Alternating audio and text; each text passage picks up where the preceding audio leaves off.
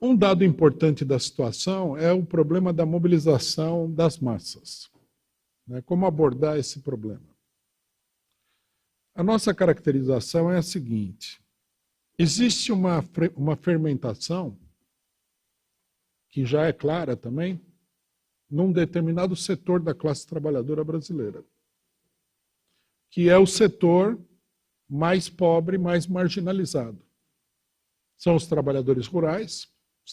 Todo mundo viu aí, né, que houve várias ocupações do MST. Isso não é uma ação política do MST, pelo contrário. Isso foi feito à revelia da direção do MST. É uma tendência dos próprios trabalhadores. Né? Há também uma tendência forte, né, de movimentos de trabalhadores desempregados, como, por exemplo, trabalhadores sem teto. Quer dizer, está se produzindo no Brasil uma tendência que foi uma tendência comum em todos os países que fizeram parte da chamada Onda Rosa. A política neoliberal, a crise capitalista, atinge duramente o setor mais pobre da classe trabalhadora, mais marginalizado, e esse setor começa a reagir. Né? Na Argentina, por exemplo, o movimento era um movimento de desempregados, os chamados piqueteiros. O desemprego na Argentina, por força da política neoliberal, chegou a 80% em algumas províncias argentinas. No Brasil, né, embora o pessoal fale, olha que lindo, a economia está se recuperando, o fato é que o povo, uma parte expressiva do povo está na miséria. Né? Basta você andar pelas ruas de São Paulo que nós vamos ver aí quase 40 mil pessoas que dormem na rua. Veja só, 40 mil pessoas. É uma crise social muito grave. Né? A população pobre e uma boa parte da classe média está endividada até o pescoço. E a situação não está se resolvendo.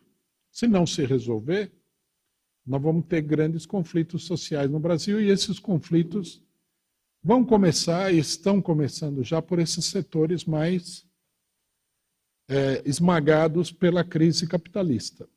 Sem terra, sem teto e outros movimentos populares de trabalhadores desempregados. Isso significa que nós temos que dar maior atenção para esse tipo de movimento. Né? Uma coisa que todo mundo deve ter notado é que na terceira conferência nacional dos comitês, havia uma participação importante desses setores. Né? Não é por acaso, não é simplesmente porque nós fomos lá, conversamos, estamos organizando, etc. e tal. É porque há uma tendência de luta. A tendência de luta desses setores, né, pela lógica, pelo tipo de funcionamento que tem o sistema capitalista, é o seguinte: a crise ela começa a estourar no setor mais fraco.